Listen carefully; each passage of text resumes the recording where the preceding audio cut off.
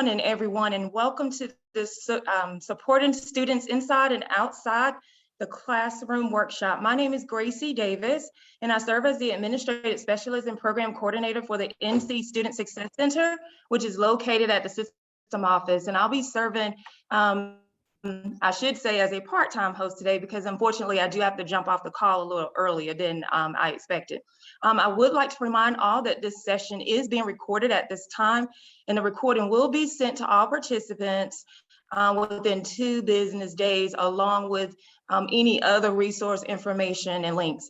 I will ask that if you are just joining the call to please put your college name and your role at your college in the chat feature. And also if you have any comments throughout the session, please feel free to post those in the chat as well. We have a great team that you're going to be working with today.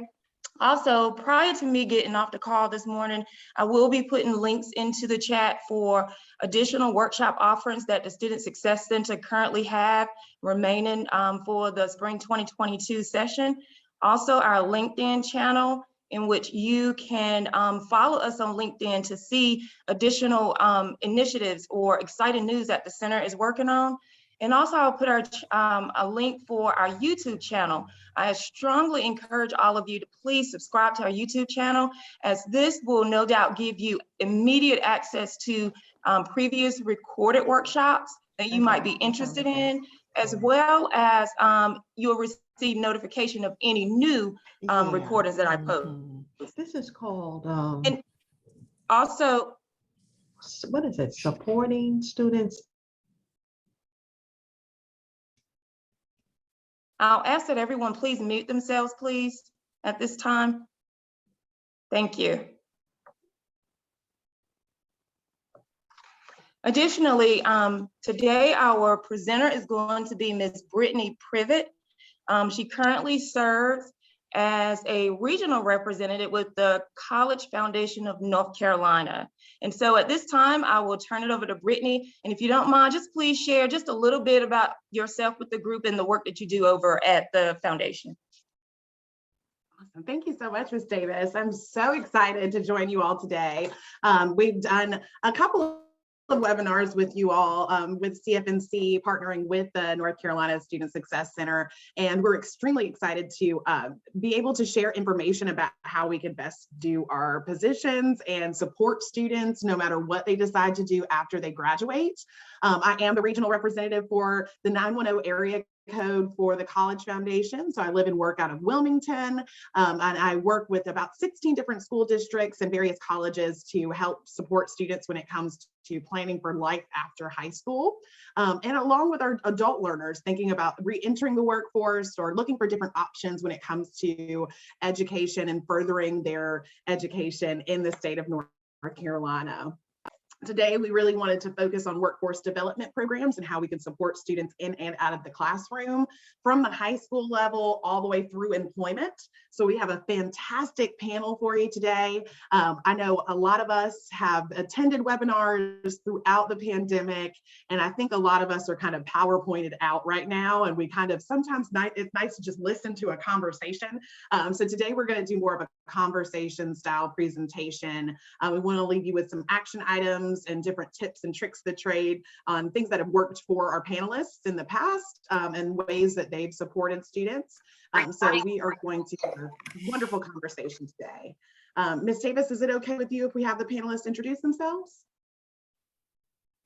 Awesome. Absolutely. Awesome. So, thank you. Awesome. Fantastic. So we have some amazing ladies here for you today to talk a little bit about how they have supported students in the past or have been a supported student in the past. So I'm going to have them introduce themselves, tell a little bit about the role that they play when it comes to working with students or their experience as a student, and then we'll get started with our conversation. I do have some questions that I'll ask the panel to get the conversation going, but I would love for you all to ask whatever questions that you may have or spark some different types of discussions so that we can make this as a fruitful discussion as possible.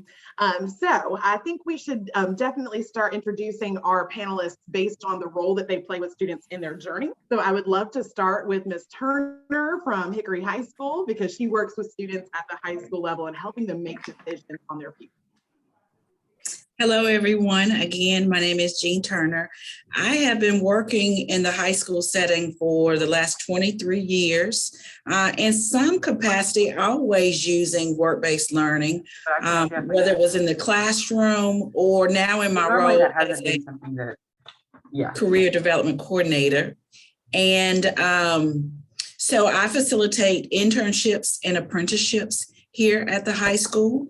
I also work with our career and technical education teachers to arrange guest speakers to come into the classroom, and not just your traditional come in to visit, but maybe even to align to some of the curriculum to really make it more real.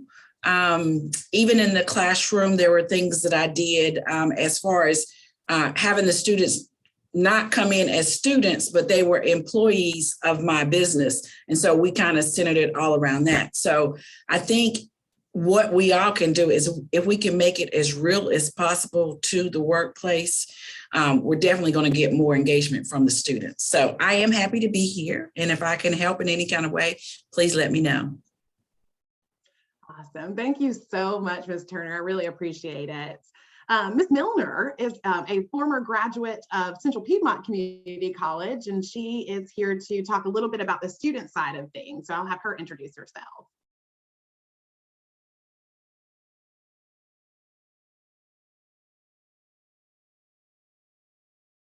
Ms. Tanisha, are you on the call right now? I know you're muted. I don't want to. Okay, no worries, no worries. We will have Ms. Hendricks introduce herself. She can speak to both sides of the aisle, if you will. She was a former student at Central Piedmont Community College, and they loved her so much they hired her on to recruit students. So I would love to have her introduce herself and talk a little bit about her experiences. So like Ms. Privet said, I graduated from Cape Fear Community College in the summer of 2021. So I'm not too far off from being a fresh graduate myself. Before then, I was a work study student. And after I graduated, I started to network with some of the supervisors I had, and they let me know that there were opportunities available for me right in my backyard.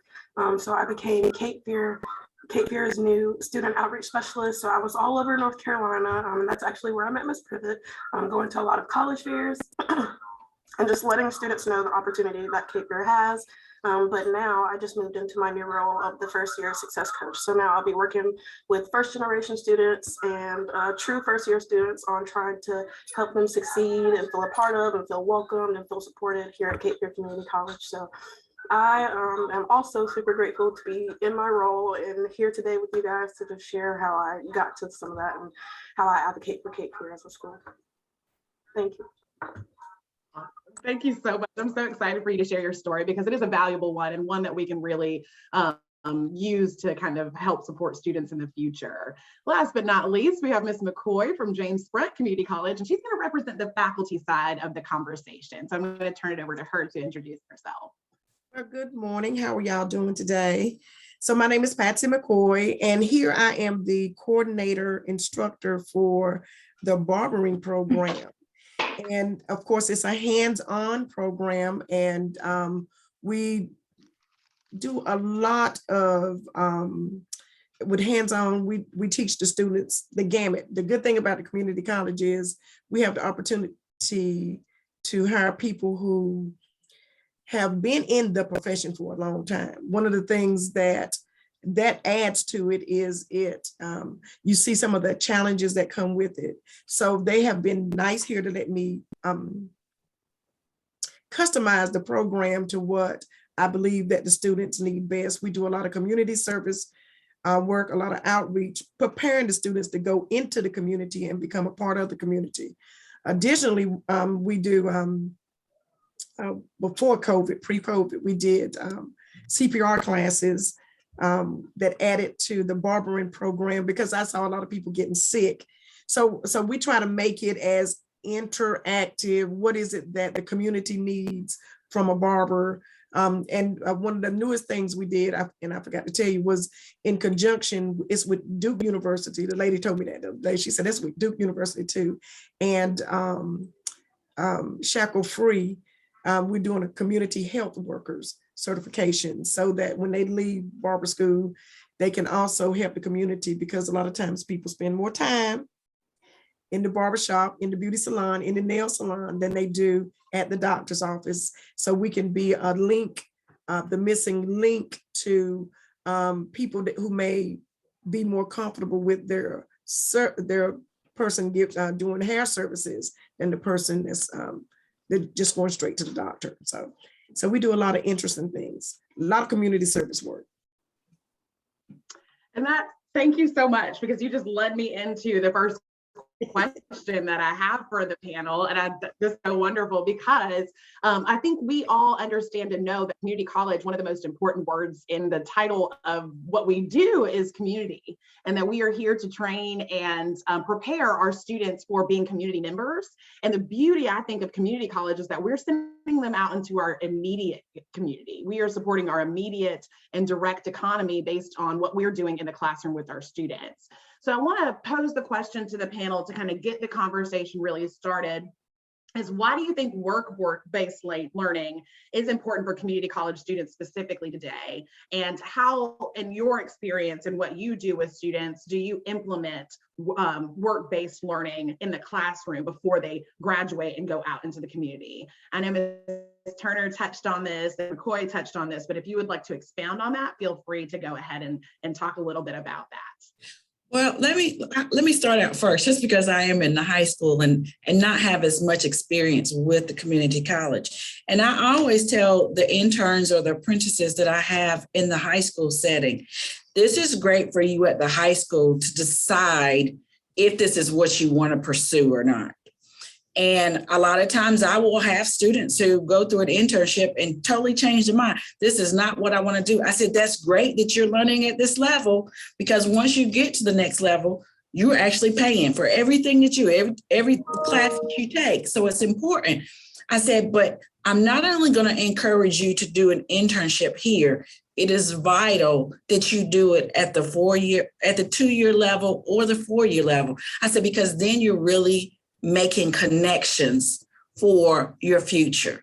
And so if you pursue work-based learning at the community college level, I think it's really important, not only personally, but also professionally, because you have to encourage that person to really reflect on what they're doing, why they're doing it, and how they can become a better person, a better employee. And I think you have to really keep the flow of communication open between the intern, the business, and the facilitator to make sure that they're getting the most out of that moment. So.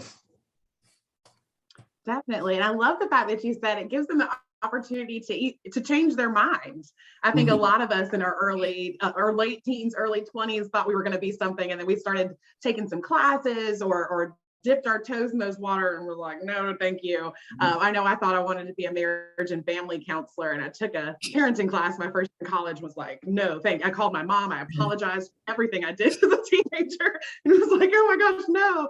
So the earlier they get that work-based learning, the earlier they get that hands-on understanding, gives them more opportunities to change their mind or lead them into something even more in depth and deeper into the job that they want to do. So I think that's fantastic that you're doing that at the high school level for sure. Ms. McCoy, do you want to add anything about the importance of work-based learning while students are in college, in the classroom? Oh, yes. Because it says community college, we do have to get them ready to serve their community. And let's see, I want to say this very softly. It's like we're at the baseline. We are the supporters of the people who said, oh, I'm going to be a doctor, I'm going to be a nurse, I'm going to be. Most of the time, people that come to community college are the supporters of the people who just jumped in and went on and got the 4-year degree, chemists, all those larger degrees. And not saying that, they can't take this and go on further, because I did. So it depends on what you want to do with it. But that those skills, that telephone, how to answer the telephone, how to resolve conflict, and how to be professional, how to show up at work, being nice to people. And we see it all the time when we go to certain places. where the people, and I use this in my class, you know, when they go to a restaurant, watch how you interact, watch how people interact with you. What is going on? What do you like? Learn from what you do like just as much as what you don't like.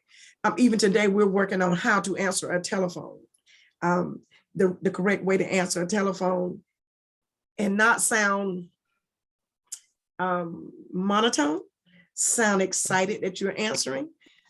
Because, and listen, I think the community college also helps to build that capacity. I think it's important that we all tell the students that they're never going to go perfectly. You know, your stocking's going to tear. The phone is going to ring on the way out. You're going to spill coffee on your clothes. Listen, things are going to go wrong. It's how resilient you are. And that's what a good employee is all about. The ability to be resilient when things are going badly or not as planned. And I see a lot of younger people and some older people. It's almost like they don't realize that things do go wrong. So that's one of the things that I really take the time to explain to my students. Listen, it's never going to go right. Plan for the unexpected and look and just kind of smile at it and keep it moving. Keep it moving. How can I be resilient as I go through my daily struggles? So, and we're that person. Yeah. Absolutely. Absolutely. Everybody on this call can help students get a better understanding of the context in which they work. Yes. So like you said, your barber is somebody that you meet with more frequently than a lot of other people in your life. And it's somebody that you trust typically. I mean, they're doing your hair and making sure that you look nice and you present yourself to your community in a presentable way. But I will say, I love the fact that you approach this in a way that they're not just cutting someone's hair. They are working on customer service. They are a community member. So it goes all the way down to how you answer the phone. How are you supporting yourself, but also presenting yourself to a community and taking pride in yourself as an employee? I think that's really, really impactful. Ms. Hendricks, would you like to speak to a little bit about how your experience as a student prepared you for being an employee at the community college level and empowering other students as they come in? So, like I stated earlier, I was a work-study student a little earlier in my journey. So maybe about the last year that I was actually participating in school. So I was able to do a lot of paperwork, able to learn a lot of the school system before I was ever placed in that setting. So being able to really network with people like my supervisors, like their bosses, it really gave me a lot of knowledge and insight into how the education system works. And it helped me to put my best foot forward and really fall in love and become passionate with. I remember being in school, physically being in school and having counselors and advisors help me and know how helpful that was because I was lost. I didn't know what I wanted to do with school. I was just trying to figure some things out to have someone to push me and to advocate for me, but also to kind of help me put my plans together was a huge help for me. So I feel like that really catered to how much I was able to put forth in my role now and in my role before when I was more of a student outreach, helping a lot more of high school children. But it's given me a lot of knowledge and insight. I was going to add to what Ms. McCoy said, and you kind of went to it too. When we're in these roles as helping the students get to the next level, we've got to you've got to prepare them for the unknown, and you have to really step back because let me back up. Where we are, we can assume that people just know what to do when they get out there. That's right. But you can't do that. And you've got to kind of set the foundation. I know when I'm meeting with my interns, I go through a week of orientation to kind of go through expectations. And I give them I tell them if they're honest throughout the experience, if they show integrity, if they communicate, communication is just a big piece in itself. And I'm talking about verbally, written, body language, all of that's important. I talk about confidentiality. because when they're going out to the business, it is very important that that business trusts you, that you're going to represent yourself and them in a way that speaks of that business. I talk about positive attitude, work ethic, and time management, because a lot of times they need the preparation to be successful out in that situation. You can't just put somebody out in a situation and assume that they're going to be okay. You've got to provide mentoring along the way. And like when Ms. McCoy talked about the hiccups or the things that happen, teaching them how to be resilient and how to bounce back. Even if something goes wrong, every experience is a learning experience. And you got to be able to talk through that. And you can't just assume that somebody is just going to get it right the first time. So sometimes you'll spend more time with one student or one intern than you will with somebody who has the social capital and who has the experiences to be able to go out and navigate those waters. Because sometimes the whole navigation piece of getting out there and doing something different is entirely new for that person.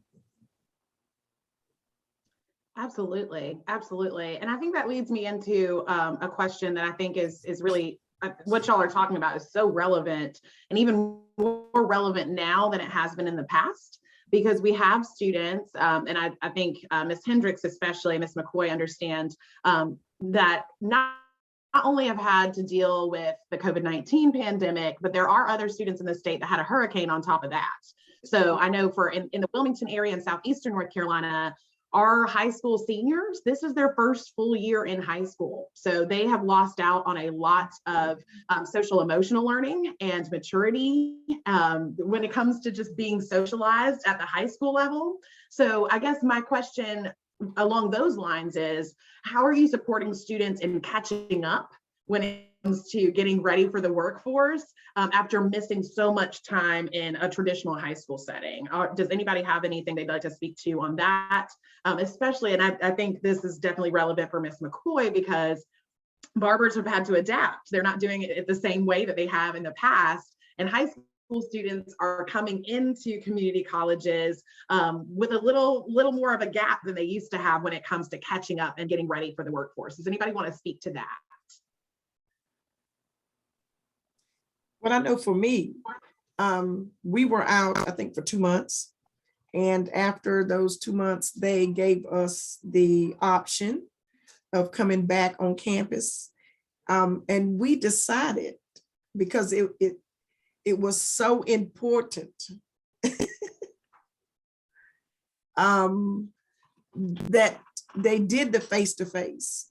And it was important that once they left here, those that were about to graduate, if they were going out in a pandemic, they needed to know, how were you going to serve in a pandemic? A lot of people didn't want to come back to school. We were, I think my class, and I think Weldon and maybe a couple of other ones, were the only ones on campus at that time. We had the whole campus to ourselves. We enjoyed it. And but listen, I said, hey, they need to come back, because whenever they graduate, they're going to be dealing with this. So, you know, barbering is all about cleaning anyway. You're cleaning your tubes, you're cleaning your stations, you're cleaning your chairs. So it just amplified what we were already doing. You're always washing your hands before and after each client. So it just amplified what they were doing. The only difference was, you know, they kept the mask on the entire time. So we came right on back, because I could tell that there was a difference in the time that we were online. And I said, hey, let's go back. So we came, because I knew that social interaction was important. Social interaction was important. And I meant to see everybody come back and looking at each other like they were afraid. And I'm like, oh no, you can't go to work like that. Yes, and so not only is social interaction important, but it's a hands-on job. You can't cut hair virtually. You can't cut, that's right. So it's important that there are some programs out there that some of us even work in, that it was important that we had to adapt and be resilient and come back and be intentional about how we teach the pandemic. Yes. So thank you for sharing that. Ms. Hendricks or Ms. Turner, do you have anything to add to that? I feel like for Cape Fear, we took somewhat of the same approach. We took a couple of months off, of course, but we definitely wanted to jump back in. I feel like a lot of Cape Fear is hands-on anyway.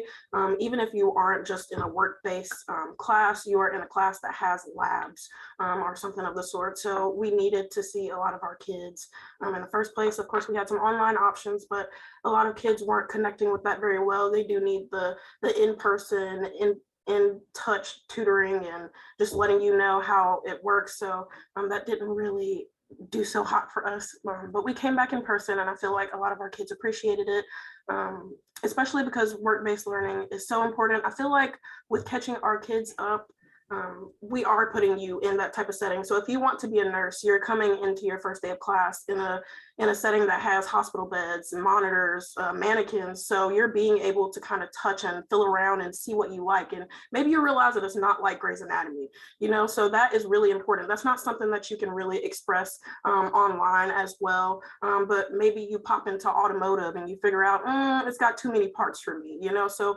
work-based learning is extremely important, especially here at Cape Fear. I feel like with catching up, we just jump more into the informative part of our session until we felt a little bit more comfortable doing the hands-on. But here a lot too, you'll have to learn for a couple months and then we'll put you in that exact field. So here at Cape Fear, it's very, very hands-on. So there's no way that you're like, oh, I actually don't like this after you're already in the field, because you've had at least a year or two being in that field. If you like auto mechanic, you're in an auto shop with cars of your peers, or if you are doing blood drives, then or phlebotomy, then you're going to be practicing that every single day while you're in the classroom setting. So being in person is extremely important for us because we are so hands-on. And we've tried every avenue to make sure that our kids feel comfortable and safe. Of course, we went with masks for a little bit, but now we're doing it more of a comfortability. I can speak to Cape Fear just a little bit more than I can other community colleges, because it is my local community college. Like I could walk to it right now. I can see Ms. Hendricks from my office window right now, probably. But I will say one of the things that they did that I found to be really helpful is that they just adjusted rather than cancel a lot of things. So for example, they have a spring fest where students can go around and just meet each other and learn about different resources on campus. And I participated in that just to help with financial aid information, but we did it outside and it was a beautiful day, and tables were spaced apart and there was a food truck, but everything was spaced really well. There weren't a lot of high touch situations, but that was their way of making sure that the community college still felt like a community without skipping a beat, without making students feel like they were in a sterile environment where they had to go to class and then just come home. It kept them social, it kept them connected with the community. And I think things like that are really important as we support our students, as we are progressing through a pandemic, making sure that we still have that social side of things and making sure that they're still in the classroom and doing hands-on work, whether they have to wear a mask or wash their hands a little bit more than they used to. It is important to still have them on campus and having those connections, because what we do is based on connections and based on community. It is super important. Ms. Turner, did you have something you wanted to add? Yes, I was going to say the content in the curriculum is very important because that's what we do. But I think you also have to take temperature checks every now and then, and you have to kind of gauge the student and see if there's other needs that's preventing them from really focusing in on the content in the curriculum. I know that in our school system, in most of the schools, you know, we've gotten additional funding through ESSER and the ESSER funds and so forth, and we've been able to hire more mental health workers in the school and get supports that way. And if you notice those things, you may have to be able to point those students in that direction and not just be so focused on, yes, you're in this work-based class, you're doing this internship, but sometimes you got to step back because something at home outside that's keeping them from being their best selves. So sometimes you have to step back and punt and get them the resources that they need or point them in a direction to get the help that they need so that they can be successful in the programs that they're in. Absolutely, absolutely. Really serving the whole student. I think we've had to do that a lot more recently than we ever have, but I think that makes our job so much more deep and fruitful. So thank you for mentioning that, because students have a lot going on right now, especially students in our rural regions where parents have lost income and they're balancing school and full-time work, and not full-time work at a fast food restaurant, but typically really physically demanding work. I have a lot of students who are in high school working at pork plants or in farming situations, and that can be really taxing on a student's just overall well-being. So helping make sure that we're serving the whole student and thinking about the context in which they're learning from is really, really important. I want to make sure that the audience knows that you are welcome to ask any questions that you have. If you have any questions or want us to go a little bit more in depth on a specific topic, I implore you to feel free to unmute yourself and ask. We have a smaller group today, so it is fine if you'd like to unmute yourself and ask a question, or put it in the chat where I'm happy to present it to the group. Does anybody have any questions so far before we move on to our next topic? Hi, good morning. This is Dolores Ali. I'm the Executive Director of the Student Success Center, and I got on here just in time because to hear Miss Jeanne Turner is an honor. Good to see you again, and good to see all of the different names and faces of folks who are here today. Brittany, thank you tremendously for your work today and for facilitating this session. This is great information. But I was pleasantly surprised when I saw Jeanne's name and face up here today. So good to see everyone as well as you, Ms. Turner. Awesome. Thank you so much for joining us. Thank you for bringing that energy. That's fantastic. Thank you. Yes, work-based learning is one of my favorite things. Been a work-based learning coordinator and know the impact as what it can do for an individual student, what it can do for a community. And when I say community, I do mean families, schools, as well as business and industry. So this is one of a topic that's dear to my heart that I have a lot of experience in and truly support. Thank you so much. Thank you. I appreciate it. I do want to ask our panel, when it comes to work-based learning and students, what do you all do at your level to be intentional about making sure that students are making the right connections while they're in school? I know Ms. Turner touched on that when it comes to internships, and Ms. Hendricks touched on that when it comes to networking while she was a student, and Ms. McCoy touched on that when it comes to thinking about how they're going to serve the community as a barber or within that context. But does anybody want to go a little bit more in depth on how they are intentional about making sure that individual students are getting that networking and making those connections while they're in school? Good morning, everyone. Good morning. Hey, I'm Les Crawford. I'm the fleet maintenance technician instructor for Cape Fear Community College in our workforce development program in Burgaw, which is a satellite of the main campus, the North Campus. We're in a very rural setting, but one of the things I think has been very helpful and successful for our students is that I continuously stay abreast of industry standards and meeting with industry vendors and partners. And we have that open door policy. They're more than welcome. The vendors, the employers can walk in and say, hey, how you doing today? And meet the students in person. Very fortunate. We have very small class. We have been, because we just started this program in 2020 during the pandemic, basically when we started. But I currently have 5 students, and they are all employed full-time while they're actually in school in this program.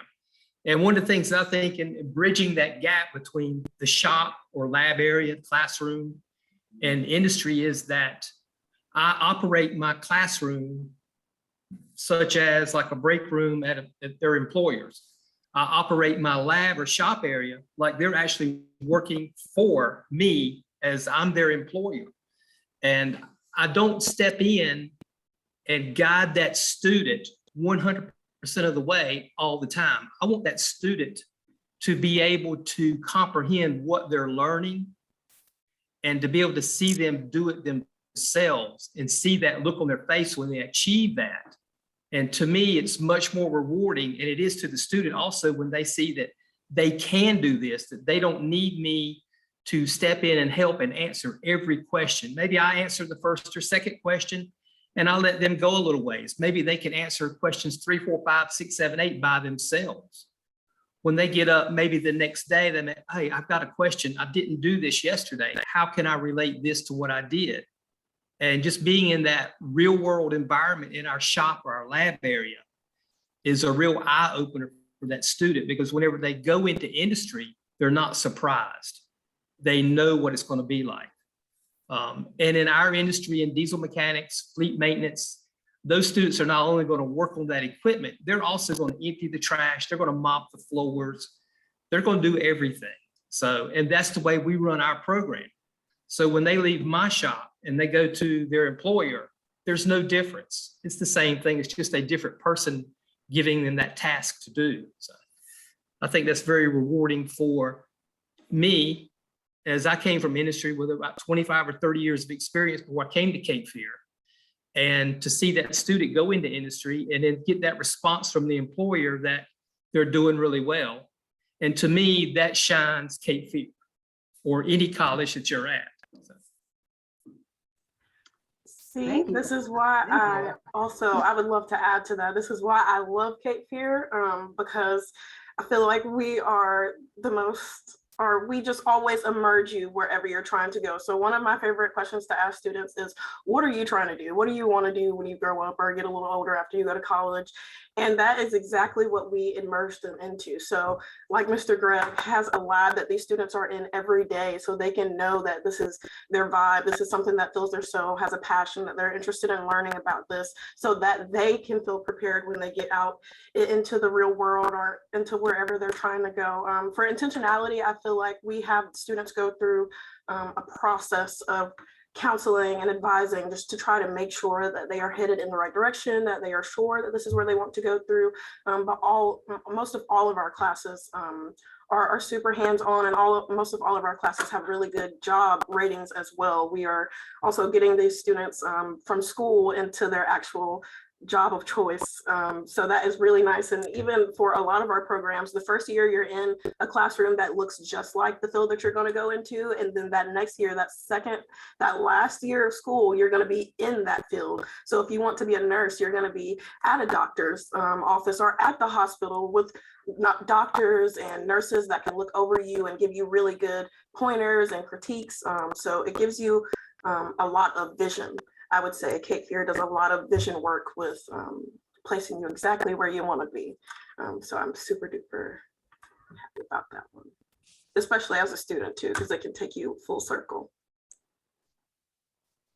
I was going to say, at the high school level, it's important for me not only to know the students, but my business and industry partners that I work with.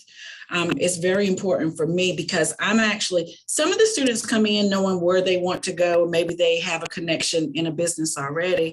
But for those who don't, I will say that I have been very intentional in placement.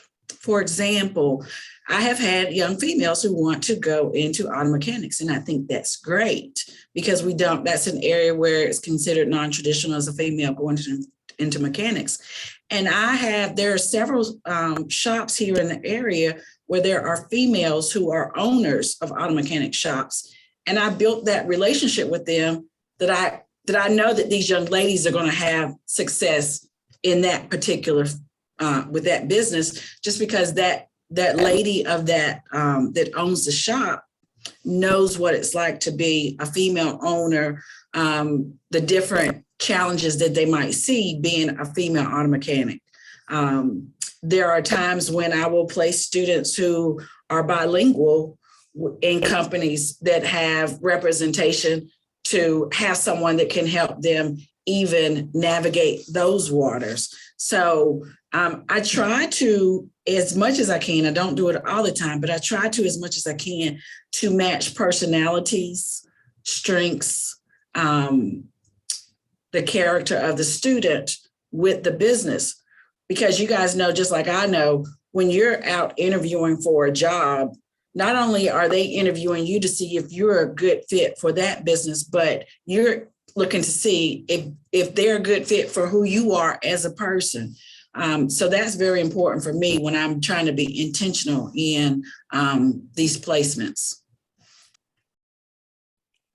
And I think that speaks to the workforce. I'm sorry, go ahead. I'm so sorry. I'm sorry, Brittany, go ahead. No, I was just going to say, I think that speaks to the joys that we have in our job is really getting to work, getting to know our students, but being really intentional about the connections that we put in front of them and helping them network intentionally when it comes to finding things that are going to fit their personality, but also fits what their passions and their goals are, and helping students understand what the value is in their personality. I think it's really important to get to know our students on a personal level so that they can understand their strengths and how they fit into the community in an intentional way. So thank y'all both for sharing that. Yes, sir. I'm so sorry to cut you off on it. Oh, no worries. Hey, everybody, I'm Carlton Kuntz. I'm an advisor over here at Durham Tech, but in a former life, I spent a decade or so doing work-based learning here in a program here in Durham, where everything was wrapped around work-based learning, apprenticeships, internships, and financial literacy. And I'm glad, I can't remember who it was kind of like everybody who just kind of touched on all of this, but I worked with a lot of opportunity youth, and number one, knowing your students and knowing the businesses you're working with, right? Like that's going to go so far in just building the relationships, because I'm a firm believer in you never set the student up for failure. Kind of like what you were saying, Ms. Turner, right? Like if you know that this student isn't going to work in this environment, even if that's what they want to do, why are you going to set them up for failure? You know, you've got to kind of turn it around like, hey, how about go over here and try this out first, right? And then when you've built up the skills or you built up the network you need, then I'll place you over here. The other thing that I'd like to point out is it's been my experience, especially when you're dealing with opportunity youth and even some returning adult learners, that they don't know what opportunities are out there, especially with everything changing over the last few years or so. So I'm a firm believer in I think it was Berg who said that, you know, you bring out these businesses, you do these little networking things, and it's great for your students because they're also going to learn what it's like to just go out and shake someone's hand and introduce yourself, right? So just my 2 cents, right? Like I'm really a firm believer in exposure, building the relationships, and then everything else will kind of go its own way. And yeah, I'm loving this. You guys are my type of people. Love it. That makes me so happy. Thank you so much for that, Mr. Kuntz. And I do want to ask, since we are kind of really trying to make some action items for the people on the call right now, how do you set up those relationships with local businesses? Are you doing cold calls? Are you walking into these businesses and saying, hi, I'm Ms. McCoy. I work for the barbering program at James Front. And I want to see if you will partner with our organization. How are you creating these relationships so that they trickle down to your students and that you're creating kind of not necessarily a pipeline, but a network for your students? Well, for me, I've been in the profession for so long that most people are and I can tell on the chat you're a legend. that most people are calling me saying, do you have any students that are available? So occasionally, we're pre-COVID, we would take field trips and we would go out and visit different barbershops. We would go out and visit different, we would get permission to go on the military base. We would go around to other schools and visit, foster those relationships so that when it came time for them to go into a shop or maybe open their own businesses, they have already met people and connected in different ways. I wanted to add this other piece to that, switching up just a little bit.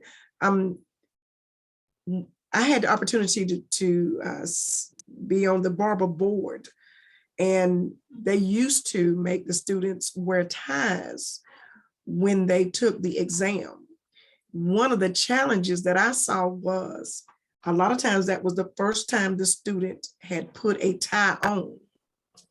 So we require them to wear ties, and I know Cape Fear Community College Barber School does too, because I think Dejanel worked with the board too at a time. And so we require them to wear ties and slacks. Now, when I say slacks, we don't let them wear khakis. We take the time to point out pressed slacks, wool blend, poly blend, or silk blend, or plain wool, but not khakis or more cotton. Because I noticed that during an interview, a lot of times in different positions, because there's so many positions that they could have. I did not want them to have the opportunity to maybe get a book deal or work for a clipper company, and they never knew how to present themselves. I think when we met you, one of the things they have to do here to graduate is they have to go out and speak at different events that prepares them for maybe platform artistry or different things like that. So we do a lot of different things. We've had people to come in from, I think it was, now hold on, because I'm a little slow with the rappers. P Diddy, M.O.B. Mop, or somebody. Their barbers came here to visit the class and talk about what it was like to cut hair on a television set, to cut hair on a video set, and just how important everything, because a lot of times people come and they say, well, I'm just going to do this, I won't need this. And so it opens up why it's important to learn everything and not just pick one thing. Because, a lot of times they hear us and then, we have people to come in and confirm, the same thing that we've been saying. And they can see the importance of the longevity in the profession and not just, it's a side hustle, it's a job. A career, if you will. It's a career. Yes, absolutely. And I have to say that, like, when I met Miss McCoy, it was at a college fair, and her students were there, and they all had the barber swirl. They all had a scarf on. The men had ties on. The young ladies had the scarf either as a headband or around their neck. But the way they presented themselves, I was like, oh, I don't know what Miss McCoy is doing, but I need to to utilize her when it comes to sharing, like, how she got students to take so much pride in themselves in a high school gym in the middle of the morning. It was awesome. So having those connections and making sure that they take pride in themselves is extremely important. And you do that so well, Miss McCoy. Ms. Turner, did you want to add something? Well, I was going to say, you were asking how do we go about getting the different business and industry partners. So I think I do some cold calling sometime. And it is, I keep a spreadsheet of anybody that I've ever had an internship placement, but sometimes sometimes it might be, like you said, you might be out somewhere else. I was at the NC Ties conference the other week, and we met a couple of people there that said they were going to be locating in Hickory. And I thought, well, if we could get some of our computer science students into that location. So we started talking about it there. I could be at a restaurant, and I was like, oh, maybe we could get some of our culinary students there. It really just, whenever and wherever you see opportunity, you just kind of have to jump on it. And you have the personality that would definitely lend itself to people wanting to support you, Ms. Turner, and to help you. Your passion shines through, like, it's infectious. So thank you for that. Thank you. I love working with the high school students, for sure. You can definitely tell. So thank you for that. Did anybody else want to add how they make those connections? I know Mr. Kuntz popped up for a second. Did you want to add anything on how you make those connections? Basically what everyone just said, right? Like, I found that once the word gets around about your program will sell itself. So I'm a real big believer in having a really one pager, nothing more, nothing less, like maybe a little index card that's got your stats from the previous year. Maybe how many internships, how many have, landed jobs, what do the employers, the businesses you're working with, what do they say about you? Just having those testimonials that go so far, bringing in other business. And I think, I can't remember who it was. I'm sorry, you guys, I'm multitasking. And when you get this age, you can't multitask that well, right? But can't remember who it was, but just kind of almost doing these job site visits. That's something I was really big on. I would always ask my youth, what is it that you want to do? What are you interested in? And so often coming from a town like Durham, I just hear, hey, Coons, I just want to see stuff. I just want to know what's out there. So I just kind of cast the net really wide, and you'll be surprised what, students wind up getting involved in, and just taking them on these little job site visits. And like someone said earlier, once the students start meeting the employers and start meeting who might be future colleagues, when you come back a little later on for the job interview, or if you have like a little networking dinner, I'm really big on networking lunches, networking dinners, etiquette, that kind of stuff.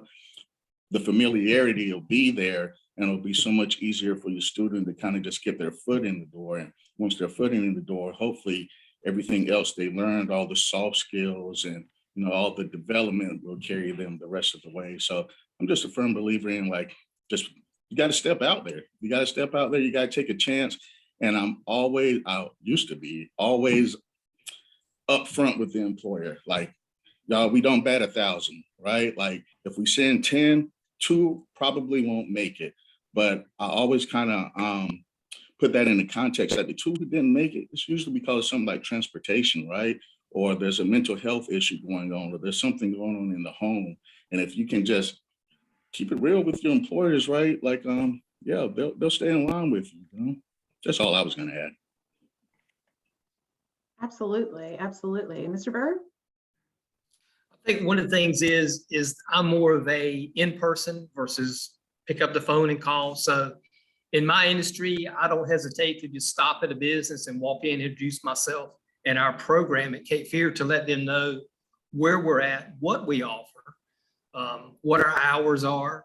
Sometimes I've gotten employers who actually send one of their employees to our school to just get that little bit more of knowledge of what they're doing. So that worked out really well. And on the other end of the spectrum, just to flip 180 degrees, something we did last year for our first time, and we're doing again this year because it was very successful, is we offered a career exploration class for our program that started as early as 14 years old, which will be rising freshmen in the high school. We come twice a week for 5 weeks during the summer, and we just kind of hang out. There's no tests, there's no homework. It's just all talk, discussion. What are you looking for? What do you want to get from this? Is this what you really want to do? If you're not sure, this is a great way to inexpensively say that, no, I don't want to do this, or, hey, I love this. So last year was very successful. We're doing it again this year. It is a little bit hard to get a high school student to give up that many days during the summer. But last year, like I say, was very successful. So we're planning on again this year. So it's, they don't have to get up early in the morning. So that's a plus for them. And they only have to come twice a week for just a few hours, and it's over with. I mean, they get a really good appreciative of what you're trying to provide to them, to let them know what is there. Because a lot of times students are really unsure, especially coming in ninth grade. Some already know exactly what they want to do, and others don't know. And others, well, maybe, my dad did this, my uncle did this, my brother does this, but I don't want to do that. I want to do something different. And someone had mentioned earlier about the females in the industry. I currently have one right now that her family had relocated from Ohio last year. She graduated high school in May of 21, and she currently signed up for my class and is in her will be starting her 3rd class next week with me, and is doing very well. And for her age, after she was in class for, I think, 4 or 5 weeks, her classes are 10 weeks. After that, I think the 5th week, I got her job employment full time, and she is doing really well there. I call the employer, stop by and say, hey, how's the student doing? And it's good to know that you get that good response that they're doing good. They're a green employee, but they're doing really well because they're focused, and they get that because of what you're doing. And again, I go back to, I want to teach my class like I'm in the industry. Like you clock in at 8 o'clock in the morning to go to work. When you come to me at 5:30 in the afternoon, it's like punching a time clock. You work for me. It's a job. It's going to school, you're learning, but take it like a job. So you got to have the correct clothing, safety, PPE and stuff like that. But still, it's that focus of learning. And succeeding. Fantastic. I know that I'm a panelist here, but I'm jotting down notes and ideas from some of the things you guys are saying too. But we have, in Catawba County, we have a close working relationship with our community college as well.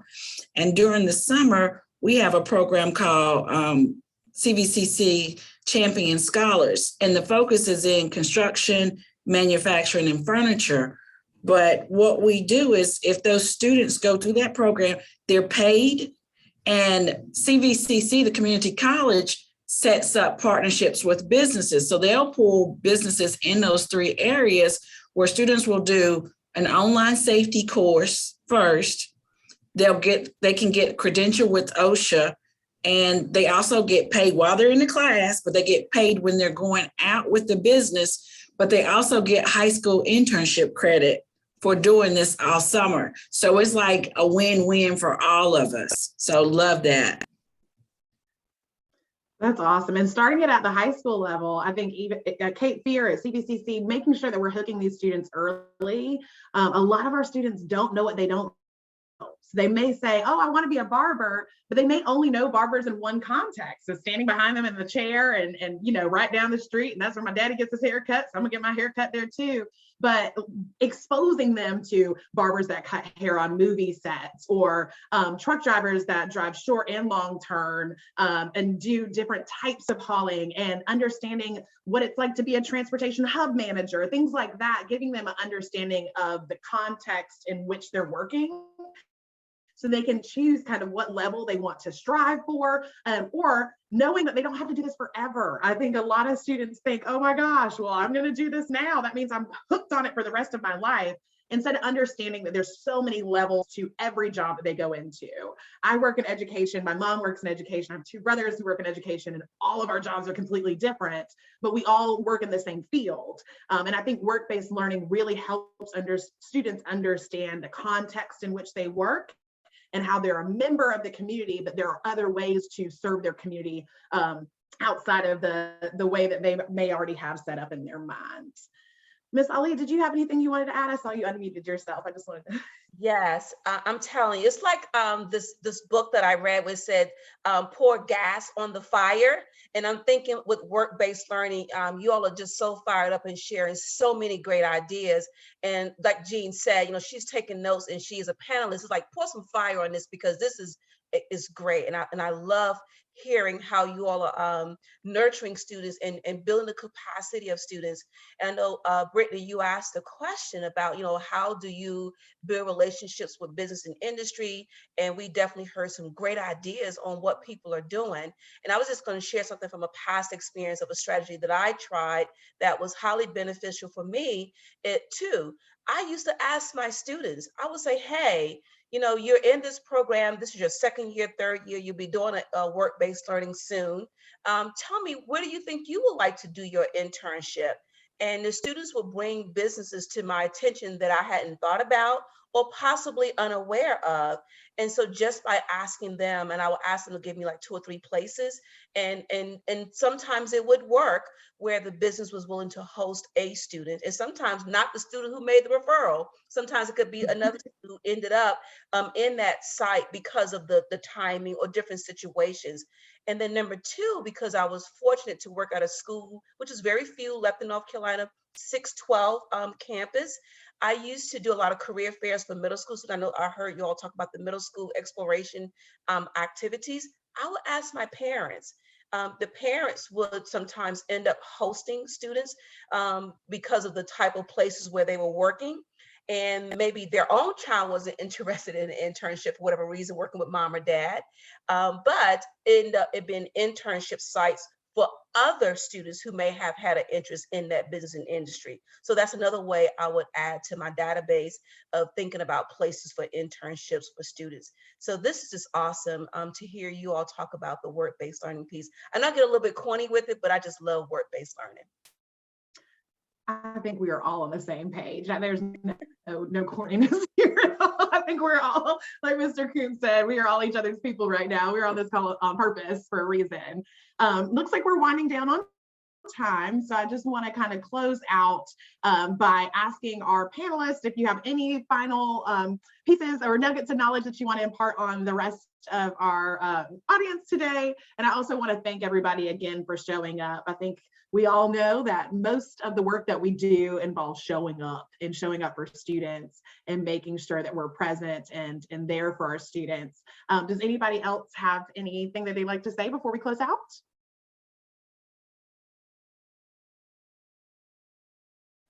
Awesome. Well, you all shared an amazing amount of information today. I took some notes as well. Mr. Berg, I may be hitting you up a little bit in a little bit because I work in Wilmington with students and helping them understand different opportunities after high school. And I have a lot of students who want to go into transportation in general. So I would love to connect with you. But I really appreciate everyone sharing their thoughts today and their expertise. What you do is valuable.